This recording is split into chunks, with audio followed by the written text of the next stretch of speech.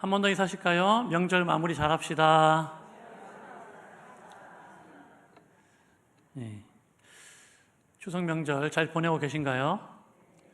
맛있는 음식 많이 드셨습니까? 예. 보통 명절에 뵈면 얼굴이 이렇게 통통하게 살이 오르셔야 되는데 제가 한 번도 잘 못 뵈가지고 저는 좀 오른 것 같습니다. 예, 저는 좀 오른 것 같은데 요즘에는 그렇지 않지만 예전에는 제가 명절에 많이 체했습니다. 음식을 잘못 먹었는지 많이 체해서 명절 그러면 체해서 고생했던 기억이 많이 있거든요. 근데 제가 그런 경험이 있다 보니까 명절에 우리 어르신들 또 우리 성도분들이 음식 때문에 이렇게 어려운 일 당하지 않고 건강하게 잘 지낼 수 있으면 좋겠다, 그런 마음이 있어요. 옆에 계신 분 한번 바라보세요. 잘 지내신 것 같습니까? 네. 모두 함께 나와서 예배할 수 있어서 참 감사하고 오늘 예배 가운데 하나님께서 함께 하시고 은혜 주시기를 간절히 소망합니다. 요한복음 7장에 보시면 예수님께서 명절 끝날에 이렇게 외치세요. 누구든지 목마르거든 내게로 와서 마시라. 나를 믿는 자는 성경의 이름과 같이 그 배에 생수의 강이 흘러나오리라 하시니, 이 말씀을 초막절을 지키기 위해서 예루살렘에 모여있던 수많은 사람들을 바라보시면서 예수님이 외치신 겁니다. 명절 끝날에 누구든지 목마르거든 내게로 와서 마셔라. 나를 믿는 자는 성경의 이름과 같이 그 배에서 생수의 강이 흘러나오리라. 예수님께서는 자신이 친히 생수의 강이 되어주셔서 예수님께 나오는 모든 사람들, 그들이 영원히 목마르지 아니하는 생수의 강이 되어주시겠다고 그렇게 말씀하고 계시죠. 오늘 우리가 함께 읽은 이 본문에도 보면은 이와 비슷한 말씀이 나오고 있죠. 우리 17절 말씀인데 한번 읽어볼까요? 17절 시작. 성령과 신부가 말씀하시기를 오라 하시는도다. 듣는 자도 오라 할 것이요 목마른 자도 올 것이요 또 원하는 자는 값없이 생명수를 받으라 하시더라. 아멘. 명절 끝날에 예수님께서 외치신 것처럼 오늘 성경에 보면 성령과 신부가 외치고 있습니다. 성령은 예수님께서 제자들에게 보내주신 거룩한 영, 예수의 영이시죠. 신부는 신랑 되신 예수님과 함께 영원한 부부의 언약관계 속에 있는 복된 존재, 주의 몸된 교회라고 할 수 있겠습니다. 성령과 신부 모두는 예수님과 아주 깊은 관계에 있는 그러한 대상들이고, 또 오늘 성경에서는 예수님의 대리자로 그렇게 등장을 하고 있죠. 그들이 뭐라고 외치고 있습니까? 오라, 듣는 자도 오라, 목마른 자도 오라, 원하는 자도 오라, 와서 값없이 생명수를 받으라, 이렇게 외치고 있다는 거예요. 생수의 근원 되시는 예수님께 나아오라고 초청하고 있는 것입니다. 예수님은 자신이 친히 어떤 존재인지를 말씀해 주시죠. 그 앞에 나오는 16절에 보면 예수님께서 직접 자기 자신에 대하여 증언하십니다. 나 예수는 교회들을 위하여 내 사자를 보내어 이것들을 증언하게 하였노라. 나는 다윗의 뿌리요 자손이니 곧 광명한 새벽별이라 하시더라. 이어서 그 예수께로 나아오라 라고 말씀하고 있다는 거예요. 요한복음에서는 예수님께서 직접 내게로 오라 외치셨지만 오늘 본문에서는 성령과 신부가 예수의 대리자가 되어서 생수의 근원 되시는 예수께, 다윗의 자손이요 광명한 새벽별 되시는 예수께 나오라고 그렇게 초청하고 있다라는 것이죠. 오늘 추수명절 이 마지막 날 하나님을 예배하는 우리 모두에게 오늘 예수님께서 초청하시고 약속하시는 그러한 은혜가 있을 수 있기를 간절히 소망합니다. 생수의 근원 되시는 예수께 나아가서 그분이 주시는 생수를 마시고 영원히 목마르지 아니하는 그러한 삶을 살아가는 우리 모두 될 수 있기를 간절히 소망합니다. 오늘 우리가 함께 읽은 이 본문은 매우 의미 있는 장이라고 할 수 있습니다. 왜냐하면 요한계시록의 마지막 부분이기도 하지만 넓게 보면 성경 전체를 마무리하는 마지막 장이기 때문이죠. 우리가 신앙생활을 하면서 가장 좋은 것은 창세기부터 요한계시록까지 모든 하나님의 말씀을 우리가 잘 알고 그 뜻을 잘 이해하고 그 말씀에 순종하는 삶을 살아가는 것, 그것이 어떻게 보면 가장 성도로서 좋은 삶이라고 할 수 있습니다. 하지만 그게 쉬운 일은 아니죠. 꼭 그렇게 하지 못한다 할지라도 우리가 성경의 결론, 또 성경의 마지막이 어떻게 마무리되고 있는가, 그것을 우리가 잘 안다면 오늘 우리가 무엇을 바라보고 또 어떻게 살아가야 하는지 신앙의 올바른 방향을 우리가 잘 설정하고 살아갈 수 있을 것입니다. 그런 의미에서 오늘 본문은 매우 중요하다라고 할 수 있죠. 우리 6절 말씀 같이 한번 읽어볼까요? 6절 시작. 또 그가 내게 말하기를 이 말은 신실하고 참된지라 주고 선지자들의 영의 하나님이 그의 종들에게 반드시 속히 되어질 일을 보이시려고 그의 천사를 보내셨도다. 아멘. 오늘 본문이 이렇게 시작을 하고 있죠. 우리가 잘 알듯이 요한계시록은 요한이 밤모섬에 유배되어 있을 때 하나님께서 그에게 계시로 보여주신 것들을 기록한 말씀입니다. 근데 그 말씀이 어떤 말씀이라고 오늘 본문에서 얘기합니까? 이 말은 신실하고 참되다, 이렇게 얘기하고 있죠. 이 말은 믿을만하고 이 말은 정확한 말씀이다 라고 이야기하고 있다는 거예요. 그 말씀의 내용이 뭡니까? 반드시 속히 되어질 일을 보여주시려고, 반드시 속히 되어질 그 일을 보여주시려고 천사를 보내셨다는 거예요. 그러니까 하나님께서 반드시 속히 되어질 일들을 그의 종들에게 보여주시기 위해서 천사를 보내주셨는데 그 말은 믿을만하고 정확하고 참된 말씀이다라는 거예요. 그렇다면 반드시 속히 되어질 일, 그게 굉장히 중요한데 그게 뭘까요? 바로 오늘 말씀에 보면 주께서 속히 오신다라는 것입니다. 주께서 속히 오신다. 그래서 오늘 본문에 보면은 이 사실을 계속해서 강조하고 있죠. 오늘 7절에도 보면 보라 내가 속히 오리니, 또 12절에도 보면 보라 내가 속히 오리니, 마지막 20절에 보면은 내가 진실로 속히 오리라. 주님이 속히 오신다는 것을 강조하고 있고 그게 뭐냐면 반드시 속히 되어질 일이라는 거예요.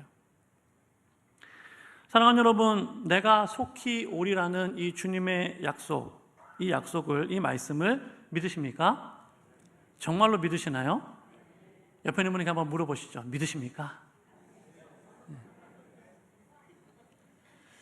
제가 목사로서 제 자신을 바라볼 때, 또 많은 성도들을 바라볼 때 저를 비롯하여 우리는 종종 이 사실을 잊어버리고 사는 것처럼 보일 때가 있습니다. 예수님께서 속히 오신다고 하셨는데 그 사실을 믿는다면 내가 이렇게 살아도 될까? 또 그 사실을 정말 믿는다면 우리가 이렇게 살아도 될까? 그런 생각을 해보게 되죠. 예수님께서 속히 오신다는 사실을 정말 믿는다면 저렇게 절망하고 저렇게 낙심해도 될까? 그렇게 하지 않아도 될 것 같은데 이런 생각을 해봅니다. 정말 우리는 예수께서 속히 오신다는 사실을 믿고 있는가? 우리 자신을 돌아보게 되는 것이죠. 추석이나 또 설 이런 명절이 되면은 믿지 않는 사람들이 하는 일이 있습니다. 그게 뭡니까? 제사 드리는 것이죠. 제사를 드립니다. 교회를 다니는 성도들 중에서도 아직 믿지 않는 가족들, 또 집안의 어른들 때문에 자신의 의지와 상관없이 제사에 참여해야 하거나 또 제사를 준비해야 하는 그런 일들이 있습니다. 그래서 마음이 힘들고 그것 때문에 스트레스를 받는 그런 분들도 있을 수 있죠. 제사가 뭔가요? 제사. 죽은 조상들의 넋을 기리기 위해서 음식을 차려주고 그 앞에 절을 하면서 조상들을 기다리는 것입니다. 왜 조상들을 위해서 제사를 지낼까요? 그들이 믿는 것이 무엇입니까? 자신들이 정성스럽게 음식을 준비하고 제사상을 차려놓으면 죽은 조상들이 와서 그 음식을 맛있게 먹고 자손들을 축복할 거라고 믿는 거예요. 내가 제사상을 음식을 잘 차려놓으면 우리 죽은 조상들이 와서 그 음식을 먹고 기분이 좋아가지고 그 자손들을 축복해 줄 거다, 이 믿는 것입니다. 그래서 제사를 안 지내면 조상을 섬길 줄 모르는 근본도 없는 배은망덕한 인간으로 여기기도 하죠. 우리가 살아가다가 사고를 당하거나 어려운 일이 생기거나 일이 자꾸 꼬이거나 그렇게 되면 조상을 안 섬겨서 그래, 제대로 제사를 안 지내서 그래, 조상들이 노예서 그래, 그렇게 생각하기도 합니다. 근데 여러분 정말 그럴까라는 생각을 해보게 되죠. 그들이 생각하는 대로라면 죽은 조상들이 죽은 곳으로 끝나는 것이 아니라 영혼으로 떠돌아다니다가 명절 때에 제사상 차려놓으면 그 제사 자리 찾아와서 그 음식을 먹고 자손을 축복한다. 정말 그럴까요? 성경은 이것을 정면으로 반박하고 있습니다. 그 대표적인 구절이 뭡니까? 히브리서 9장 27절에 보면 한 번 죽는 것은 사람에게 정해진 것이요 그 후에는 심판이 있으리니 라고 말씀하고 있죠. 모든 사람이 다 죽고 죽은 것으로 끝나는 것이 아니라 죽음 이후에는 심판이 있다는 거예요. 모든 사람이 다 죽게 되고 사람이 죽으면 그 영혼이 떠돌아다니는 것이 아니라 하나님의 심판을 받게 된다는 것이죠. 구원받은 사람은 영생에, 구원받지 못한 사람은 영벌에 들어가게 되는 것입니다. 무당들이 구술하거나 또 꿈속에서 조상들이 나타났다, 할아버지가 나타났고 할머니가 나타났고 아버지, 어머니가 나타났다, 그렇게 말하시는 분들이 있습니다. 그분들이 나타나서 제대로 자신들을 안 섬긴다고 노했다, 화를 냈다, 그렇게 말씀하시는 분들이 종종 있죠. TV에도 나옵니다. TV에도 그렇게 나와요. 사람들은 자기가 경험한 것들을 사실이라고 믿습니다. 자기가 경험한 것을 내가 경험했으니까 이건 사실이야, 그걸 절대시하려는 속성이 있죠. 자기가 경험했기 때문에 참이라는 거예요. 누구의 말도 듣지 않으려고 합니다. 그렇다면 그들이 보았다는 것은 그들이 어떤 꿈속에서 아니면 어떤 그런 미신적인 어떤 그런 행위를 통해서 보았다, 들었다 라고 하는 것은 잘못된 것인가, 잘못 본 것인가 라는 것이죠. 제대로 본 것이 맞을 수 있습니다. 정말 아버지의 모습으로, 조상의 모습으로 나타나거나 조상의 모습으로 이야기하거나 그렇게 할 수 있죠. 하지만 그것은 정말로 그 죽은 조상들이 그렇게 나타나는 것이 아니라 그들을 속이려는 악한 마귀와 귀신들이 조상들의 모습으로 나타나서 그 인간들을 속이고 있는 것이죠. 그래서 정말 조상들이 영혼으로 나타나는 것처럼 정말로 우리 조상들이 화가 나서 우리 자손들을 심판하는 것처럼 그렇게 믿게 만드는 것입니다. 결국은 그들이 그 속임에 빠져서 겁먹게 만들고 염려하게 만들고 가족 간에 불화하게 만들고 결국은 멸망의 길로 가게 만들려는 악한 사탄과 귀신의 속임이라는 것이죠. 그러니까 죽은 조상들의 영혼이 찾아온다, 혼이 찾아온다라는 것은 그들이 귀신이 되어 찾아온다는 것이 아니라 그것은 다 거짓에 불과하다라는 것이죠. 그런데 성경에 보면은 정말로 우리에게 오시는 분이 계십니다. 정말로 우리에게 오시는 분. 그분이 누굽니까? 바로 예수 그리스도이시죠. 죽은 조상들은 심판을 받아서 다시 올 수 없지만 하늘로 올라가신 예수 그리스도는 속히 오실 것이라고 말씀하고 있습니다. 그러므로 우리는 헛된 우상과 조상들을 섬기는 것이 아니라 속히 오리라 라고 약속하시고 말씀하시는 예수 그리스도를 믿고 그분을 섬기는 삶을 살아야 할 줄로 믿습니다. 사랑하는 여러분, 하나님이신 예수께서, 하나님의 아들이신 예수께서 우리에게 오신다는 이 사실은 왜 중요한가? 왜 기독교가 다른 종교와 구별되고 왜 우리가 예수를 믿고 그분께 소망을 두어야 하는지를 잘 보여주는 증거가 됩니다. 한번 잘 생각해 보십시오. 신이 인간을 구원하기 위해서 찾아온 신, 그러한 종교가 있는가라는 것이죠. 세계 4대 종교라고 불리는 불교나 힌두교나 이슬람교나 그 모든 종교들을 보면 모두 인간 편에서 초월적인 존재인 신을 향하여 열심히 나아가는 종교들이죠. 내가 열심히 불공을 드리고 내가 열심히 노력을 하고 내가 열심히 선행을 하고 내가 열심히 노력해서 신에게 나아가는 것입니다. 신이 인간을 구원하기 위해서 찾아오는 종교들이 아니죠. 오직 기독교의 하나님만이 죄인인 인간을 구원하기 위하여 친히 인간의 모습으로 이 땅 가운데 오시고 인간들의 손에 의해서 죽임을 당했다라고 성경은 말씀하고 있다는 거예요. 그래서 우리가 성경을 잘 읽어보면 성경은 인간을 찾아오시는 하나님의 이야기다라는 것을 우리가 알 수 있습니다. 하나님은 우리를 찾아오시는 분이시죠. 에덴 동산을 보면 에덴 동산에서 선악과를 먹고 하나님의 낯을 피해서 숨어있는 아담을 찾아오십니다. 아담아, 네가 어디 있느냐? 주님 찾아오시죠. 이스라엘 백성들이 광야에서 광야 생활할 때 하나님은 성막 가운데 임재하시고 구름 기둥과 불 기둥으로 그들 가운데 함께 하시고 찾아오십니다. 가나안에 정착한 이후에는 성전이 지어지고 그 성전에 하나님께서 찾아오셔서 백성들을 만나 주시죠. 그리고 때가 되었을 때 예수께서 이 땅 가운데 성육신 하심으로 이 땅에 찾아오십니다. 부활 승천하신 이후에는 자신의 거룩한 영을 보내서 찾아오시고 마지막 때 심판의 세상을 심판하기 위해서 다시 오실 주님, 다시 오실 것이라고 주님은 말씀하고 있죠. 그러므로 성경의 마지막 장에서 약속하고 있는 내가 속히 오리라, 내가 속히 오리라고 말씀하시는 이 말씀은 반드시 이루어질 말씀이고 그때 비로소 우리는 우리 믿음의 결국인 영혼의 구원을 얻게 되는 줄로 믿습니다. 다시 오시는 주님을 우리가 믿어야 한다는 거예요. 예수님께서 신속하게 오신다는 이 내용은 요한계시록 전체를 놓고 보면은 크게 5번 정도 등장을 합니다. 2장 5절, 2장 16절, 3장 11절, 22장 7절, 22장 12절, 20절입니다. 근데 우리가 작년에 우리 성실 아카데미를 통해서 이필창 교수님이 오셔가지고 간단하게 강의도 해주셨지만 예수께서 신속하게 오신다, 이 예수님의 오심이라는 것은 단순히 먼 훗날 미래에 있을 예수님의 재림만을 가리키고 있는 것은 아니다라는 거예요.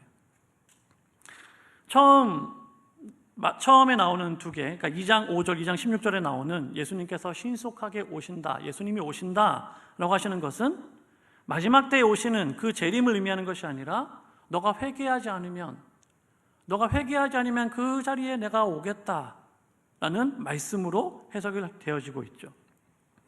그러니까 예수님께서는 언제나 회개하지 않는 백성들을 찾아오신다라고 말씀하고 있어요. 3장에서는 고통의 시간에서부터 지켜주시기 위해서 오신다라고 그렇게 해석을 할 수가 있습니다.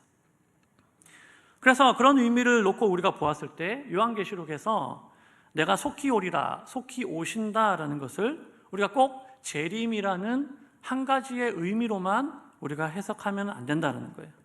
예수께서 마지막 때 심판주로 다시 오시는 것도 맞지만 그와 동시에 예수님은 상시적으로 당신의 백성들을 찾아오시는 하나님이심을 우리들에게 보여주고 있다는 거예요. 하지만 전통적으로 우리가 어떻게 해석해 왔습니까? 속히 오신다라고 하면 그것을 꼭 재림으로만 이해하는 그러한 해석을 해왔죠.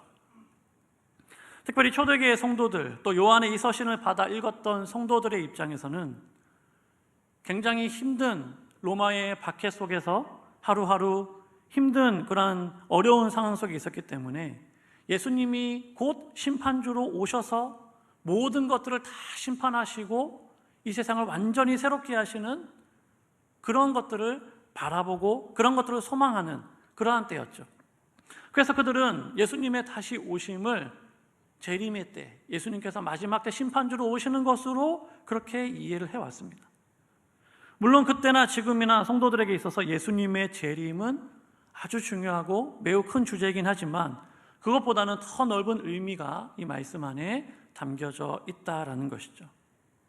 그렇다면 반드시 속히 되어질 일, 주님의 신속한 오심을 우리가 어떻게 이해해야 될까라는 것이죠. 두 가지로 우리가 해석을 해야 됩니다.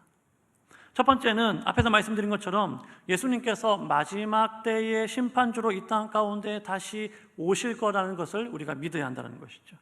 주님의 재림주로 오시는 그 주님을 우리가 바라보아야 합니다. 두 번째는 뭐냐 하면 예수님의 초림과 예수님의 재림 사이의 그 긴밀한 그 연동 안에서 주님은 지금도 상시적으로 성도들을 찾아오신다라는 의미로 해석해야 한다는 거예요. 성도들에게 있어서 재림은 먼 훗날 어느 시점에 일어나는 그 일임과 동시에 지금 오늘 살아가는 우리들에게 상시적으로 주님은 찾아오신다는 거예요. 부활 승천하여 하늘로 가신 예수님은 신속히 오실 것이라고 약속하셨고 그 신속히 오심을 통해서 초림부터 재림까지의 그 기간 동안 끊임없이 이 땅 가운데 하나님의 통치와 또 하나님의 백성들과의 소통과 그런 것들을 진행하시면서 이 세상 만물을 다스리시고 당신의 백성들을 다스리시고 당신의 백성들과 함께 교제하시는 주님이시다라는 것입니다. 그것을 잘 보여주는 예가 에덴 동산이죠. 에덴 동산. 타락하기 이전에 에덴 동산을 한번 생각해 보시면 에덴 동산은 하늘과 땅의 구별이 없었습니다. 하지만 창세기에 보면 하늘에 계신 하나님께서, 초월에 계신 하나님께서 에덴 동산에 있는 아담에게 찾아오시죠. 임재하십니다. 그리고 아담과 함께 거니시는 모습을 보여주고 계시죠. 그와 동시에 하나님은 초월에 계시는 존재로 계시는 것입니다. 예수님께서 승천하신 이후에 이제 난 갈게, 언제가 될지 모르겠지만 내가 다시 올 때까지 믿음 잘 지키고 있어, 파이팅! 이렇게 하시고 예수님은 떠나가시고 다시는 이 세상에 있는 성도들과 아무런 그런 교제도 하지 않으시는 그런 예수님이 아니라 지금도 상시적으로 교회와 성도들에게 오셔서 성도들을 격려하시고 회복하시는 일을 주님은 지금도 하고 계신다라는 거예요.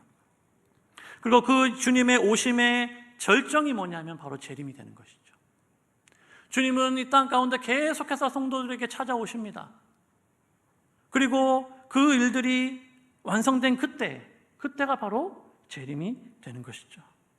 그래서 우리가 구원을 이해할 때 가지고 있어야 되는 중요한 개념이 뭡니까? 들어보셨을 거예요. 한번 따라해 보실까요? 이미, 그러나 아직. 이게 구원의 개념이에요. 우리는 이미 구원받았지만 완전히 구원이 완성된 것은 아닌 상태 속에서 우리가 삶을 살아가고 있는 것이죠. 구원받음과 구원의 완성 사이에 긴장된 시간, 그 연동된 시간을 보내고 있는데 그 사이에서 주님은 계속해서 성도들을 찾아오시는 것입니다. 그래서 우리가 구원받았습니다라는 말도 맞고요, 우리가 구원받지 못했습니다라는 말도 맞는 말이에요. 구원받음과 동시에 아직까지 구원이 완성된 것은 아니기 때문에 우리는 그때를 바라보면서 오늘을 살아가는 것이죠. 그래서 주님이 속히 오신다라는 것도 재림이라는 한 가지 의미로 우리가 고정해서 이해할 것이 아니라 훗날 이루어질 재림이 오늘 우리의 삶 속에서도 경험되어질 수 있는 것이라는 것을 우리가 늘 이해하면서 오늘 우리의 삶 가운데 찾아오시는 주님을 우리가 기대하고 바라보면서 삶을 살아가야 한다는 것입니다. 과거 대한민국을 떠들썩하게 만들었던 사건들이 많이 있는데 특별히 이장림 목사 아시죠? 예, 기억하실 겁니다. 시한부 종말론을 주장을 했죠. 많은 이들이 그 이장림 목사의 말을 들었습니다. 왜 그런 일이 일어났을까요? 내가 속히 오리라는 주님의 약속을 미래에 있을 재림의 의미로만 해석을 하고 있기 때문이에요. 몇 년, 몇 월, 며칠 주님이 오실 거니까 그때 잘 준비해야 된다. 주님 오실 길을 준비하고 있어야 된다. 그래야 주님과 함께 천국에 들어갈 수 있다. 그 자리에 없으면 못 들어간다. 그렇게 사람들을 현혹하는 것이죠. 그렇게 되면 여러분, 구원받은 성도로서의 오늘 우리의 삶의 의미는 크게 없어져 버린다는 거예요. 왜 그렇습니까? 그때를 준비해야 되니까. 예수님이 몇 년, 몇 월, 며칠 어디에 오신다고 하셨으니까 적금 깨고 집 팔고 땅 팔고 차 팔고 교회에 다 헌금하고 흰 옷 입고 주님 오실 길을 기다려야 된다. 우리가 보면 굉장히 우스꽝스러운 일이지만 실제로 많은 사람들이 그 속임에 넘어가서 인생이 망하고 가정이 깨어지고 얼마나 많은 고통과 어려움을 당했는지 전 어릴 때 일이지만 전 뉴스에서 많이 봤거든요. 약속한 시간 주님 오십니까? 안 오잖아요. 그래서 이장님 목사를 찾아가서 인터뷰를 했어요. 오신다고 했는데 왜 안 오셨습니까? 아, 주님이 좀 연기하시겠답니다. 그런 무책임한 말이 어디 있습니까? 왜 그런 일이 발생합니까? 주님의 오심을 마치 마지막 때의 재림으로만 해석을 하고 있기 때문이에요. 그러니까 누군가가 좀 신령한 사람, 좀 신통한 사람이 나는 하나님과 직통계시하는 사람이야, 나는 하나님과 아주 친한 사람이야, 그러면서 주님이 이렇게 말씀하셨다고 많은 사람들을 현혹하는 것이죠. 그렇다면 내가 속히 오리라는 주님의 이 말씀을 듣고 믿는 성도들은 이 땅에서 우리가 어떻게 삶을 살아가야 할까요? 오늘 말씀은 세 가지를 기억해야 한다고 이야기합니다. 그 첫 번째는 뭐냐면 한번 따라해 보실까요? 하나님의 말씀에 순종하고 지키는 삶을 살아야 한다. 우리 7절 말씀 같이 한번 읽어볼까요? 7절 시작. 보라, 내가 속히 오리니 이 두루마리의 예언의 말씀을 지키는 자는 복이 있으리라 하더라. 아멘. 이 두루마리의 예언의 말씀을 지키는 자는 복이 있다라고 말씀하고 있습니다. 이 두루마리는 요한계시록을 의미하기도 하지만 하나님의 말씀 전체를 의미하기도 한다고 말씀드렸습니다. 그 하나님의 말씀을 듣고 지키는 자가 복이 있다라고 성경은 말씀하고 있어요. 왜 하나님의 말씀을 지키고 또 그 말씀을 듣고 그렇게 삶을 살아가는 것이 복이 있습니까? 주님이 속히 오실 것이기 때문이죠. 주님이 속히 오실 것이기 때문에 오늘 하나님의 말씀을 듣고 지키고 삶을 살아가는 것이 복이 있다라는 거예요. 먼 훗날 재림의 때에 예수님께서 오시는 것, 그것뿐만이 아니라 지금 오늘 우리의 삶 속에 주님이 오실 것이기 때문에 오늘 내가 하나님의 말씀을 지키면서 하루하루 삶을 살아갈 때 주님은 그것을 바라보시면서 네가 복이 있다라고 말씀해 주신다라는 것입니다. 만약에 먼 훗날 오실 주님만을 우리가 기대한다면 오늘 하루하루 하나님의 말씀을 지키면서 삶을 살아가는 것이 얼마나 버겁고 얼마나 힘들고 어렵겠습니까? 주님은 그 모든 것들을 다 알고 계시죠. 하지만 주님은 우리들에게 너가 나의 말씀을 지키고 삶을 살아가고 있구나, 복이 있다라고 말씀한다는 거예요. 두 번째 우리가 기억해야 될 것은 한번 따라해 보시겠습니다. 각 사람의 행한 대로 갚아주실 것이다. 우리 12절 말씀 같이 한번 읽어볼까요? 12절 시작. 보라, 내가 속히 오리니 내가 줄 상이 내게 있어 각 사람에게 그가 행한 대로 갚아주리라. 아멘. 주님이 신속하게 오시는데 주님이 신속하게 오시는 이유 중에 하나는 뭐냐면 상을 주시기 위함이에요. 상을 주시기 위해서. 우리는 주님이 주실 상을 좀 가볍게 생각하는 경향이 있는 것 같습니다. 내가 구원받은 것만도 감사한데, 내가 하나님 나라 백성 된 것만도 감사한데 상은 안 받아도 괜찮습니다. 주님 주실 상을 주시면 감사하고 안 받아도 어쩔 수 없고 이렇게 생각하는 경향이 우리 가운데 좀 있지 않나요? 근데 여러분, 그것은 잘못된 생각입니다. 왜냐하면 주님이 주시는 상은 우리의 이 땅에서의 삶과 깊은 연관이 있기 때문이에요. 주님이 상을 주시는 기준이 뭡니까? 주님이 상 주시는 분이니까 주님 마음대로 넌 예쁘니까 내가 상 좀 더 많이 줄게, 너는 좀 미우니까 상 조금만 줄게. 주님이 그렇게 덜 주고 더 주고 그렇게 하시나요? 오늘 말씀에 보면은 주님은 그렇게 하시는 분이 아니다라고 말씀하고 있죠. 주님은 각 사람에게 그가 행한 대로 갚아주시는 분이다라고 성경은 말씀하고 있다는 거예요. 우리가 이 땅의 삶을 살아가면서 우리가 어떻게 삶을 살았는지 주님은 다 알고 계시죠. 각 사람에게 그 행위대로 하나님은 갚아주시고 상 주신다라고 말씀하고 있습니다.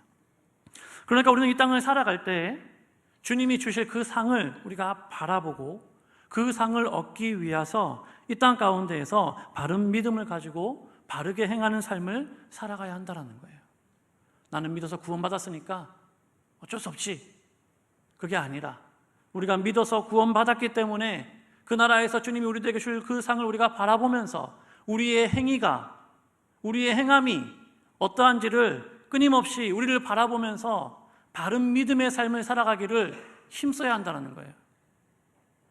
믿음으로 구원받았지만 행함이 없는 믿음은 죽은 믿음이라고 말씀하지 않습니까? 우리의 행함으로 우리의 믿음이 증명되고 그 믿음을 주님은 보시고 각 사람의 행함에 따라서 상 주시기를 주님은 기뻐하신다는 거예요. 그래서 예수님 뭐라고 말씀하십니까? 요한복음 5장 29절을 보면 선한 일을 행한 자는 생명의 부활로, 악한 일을 행한 자는 심판의 부활로 나오리라. 우리가 이 땅 가운데 삶을 살아가면서 주님 주신 그 삶을 우리가 바라보면서 주님 기뻐하신 일들을 행하고 선한 일들을 행하고 바른 믿음과 바른 행함을 가지고 삶을 살아가서 주님께서 우리를 바라보실 때 그날에 주실 그 상을 우리가 바라보면서 그 상을 우리가 얻는 그런 삶을 살아야 할 줄로 믿습니다. 생명의 부활, 생명으로 부활할 그날을 우리가 기대하면서 오늘 선한 일들을 행하는 삶을 살아야 한다는 거예요. 마지막 세 번째, 주님의 다시 오심을 기대하고 기다리는 성도의 삶은 한번 따라해 보겠습니다. 주님의 오심을 기대하고 기다리는 삶을 살아야 한다. 20절 말씀 같이 한번 읽어볼까요? 20절 시작.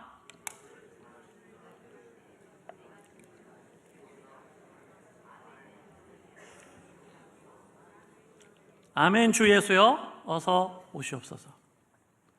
이것들을 증언하신 이가 누굽니까? 바로 예수 그리스도이시죠. 근데 뭐라고 선포하십니까? 내가 진실로 속히 오리라. 앞에서는 내가 속히 오리라, 내가 속히 오리라 이렇게 말씀하셨는데, 근데 마지막에 가서는 내가 진실로 속히 오리라, 진실로 속히 오리라. 무슨 말입니까? 주님의 말씀은 그냥 너희들을 위로하고 또 너희들의 마음을 다듬어주기 위해서 하는 형식적인 말이 아니라 반드시 이루어질 것을, 그것을 보장하는 약속으로 내가 진실로 속히 오리라 라고 말씀하고 있죠. 이 주님의 말씀 앞에 성도들은 어떻게 반응해야 합니까? 아멘 주 예수여 오시옵소서, 아멘 주 예수여 오시옵소서. 이것이 성도들의 올바른 반응이 되어야 되고 소망이 되어야 하는 줄로 믿습니다. 우리가 잘 알듯이 초대교회 성도들의 인사말이 뭡니까? 바로 이 말씀이에요. 아멘 주 예수여 오시옵소서. 만나면 아멘 주 예수여 오시옵소서. 아멘 주 예수여 오시옵소서. 이 말을 네 글자로 하면 뭡니까? 그렇죠, 역시 똑똑하십니다. 마라나타. 우리가 찬양하면서 부르는 그 마라나타가 뭡니까? 주 예수여 오시옵소서예요. 이 마라나타는 헬라어의 주여 오시옵소서라는 말을 아람어로 이렇게 음역을 시켜놓은 거거든요. 그러니까 우리가 마라나타 할 때 우리는 그냥 아무 의미 없이 마라나타 하는 게 아니라 그 말 속에 담겨져 있는 주여 오시옵소서, 주여 오시옵소서, 그 마음이 그 찬양 속에, 그 말 속에 담겨져 있어야 한다는 거예요.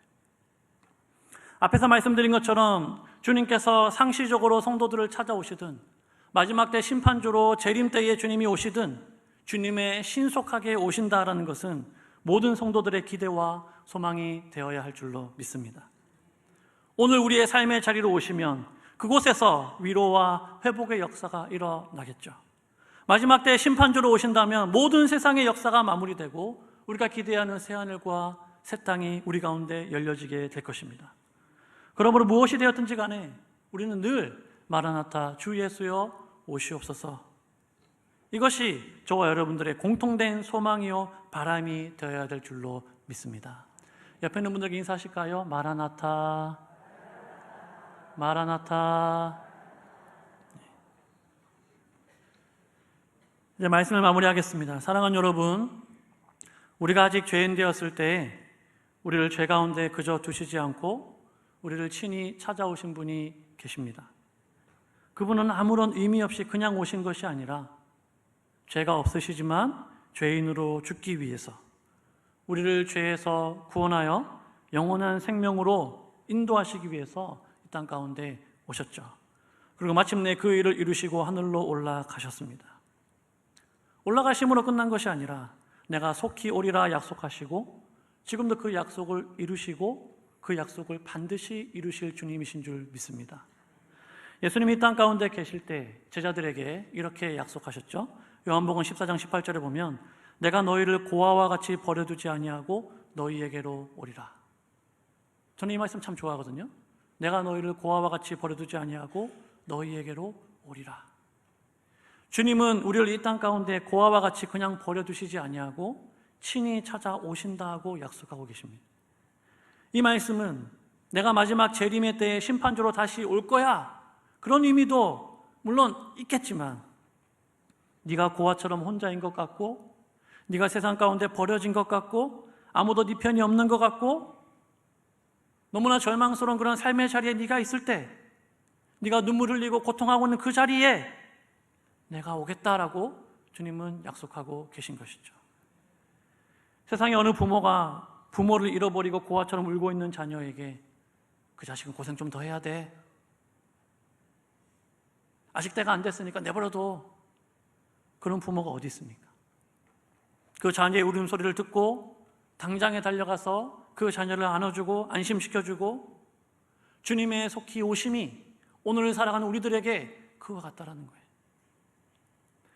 그렇다면 주님의 속히 오심을 믿고 기다리는 성도들은 어떻게 살아야 할까요? 세 가지를 말씀드렸습니다. 첫 번째는 하나님의 말씀을 지키고 순종하는 삶을 살아야 합니다. 어렵고 힘들더라도 하나님의 말씀을 지키고 순종하는 삶을 살 때 주님은 그 자리에 오실 것이고 너가 참 복이 있구나, 그렇게 우리를 칭찬해 주신 줄로 믿습니다. 두 번째는 각 사람이 행한 대로 갚아주실 것을 우리가 믿어야 합니다. 행함이 없는 믿음은 죽은 믿음이라고 말씀했죠. 우리의 믿음은 행함으로 증명이 되어야 되고 주님은 각 사람의 행위를 다 아시고 행한 대로 갚아주실 것이라고 말씀하고 있습니다. 그럼 우리는 이 땅에서 주님이 주실 그 상을 우리가 기대하고 주님 주신 그 상 받기를 우리가 소망하고 주님 앞에서 정말로 칭찬받고 상 받을 그날을 우리가 바라보면서 올바른 행함과 올바른 행실로 이 땅 가운데에서 삶을 살아가야 하는 줄로 믿습니다. 마지막 세 번째는 주님의 속히 오심을 기대하고 기다리는 삶을 살아야 합니다. 마라나타, 아멘 주 예수여 오시옵소서, 우리가 인사하면서 그것이 우리의 소망임을 다시 한번 날마다 마음에 새겨야 한다는 것이죠. 근데 여러분, 안타깝게도 주변을 보시면, 오늘날 시대를 보시면 교회를 다닌다고 하면서도 많은 사람들에게 주님의 속히 오심이 잊혀지고 있지는 않은가. 제가 소디에 말씀드린 것처럼 목사임에도 불구하고 정말 내 마음속에는 주님의 오심을 내가 정말 바라보고 있는가, 기대하고 있는가. 이 세상에 너무 우리의 마음을 만족시키고 내 관심을 끄는 것들이 많아서 그런 것들에 내 마음이 빼앗겨서 다시 오실 주님을 내가 잊고 있지는 않은가, 우리 자신을 돌아보게 되죠. 이 땅에서 삶에 충실하고 이 땅에서 잘 먹고 잘 살면 되지, 그런 의식이 우리 마음 깊은 곳에 박혀 있지는 않은가, 우리 자신을 돌아봐야 합니다. 성도의 참된 소망은 내가 진실로 속히 오리라 라는 그 주님의 약속, 그 주님의 오심이 소망이 될 때 우리는 이 땅 가운데에서 올바른 믿음의 삶을 살아가게 되는 줄로 믿습니다. 오늘도 우리의 삶의 자리로 찾아오신 주님을 우리가 기대하고 소망하는 삶을 살고, 그와 동시에 우리 눈에서 모든 눈물을 닦아주시고 다시는 햇빛이 있을 데 없는 하나님의 영광이 밝게 빛나는 그날을 우리가 사모하고 기다리는 복된 믿음의 삶을 살아가는 저 여러분 될 수 있기를 주님의 이름으로 축복합니다. 기도하겠습니다.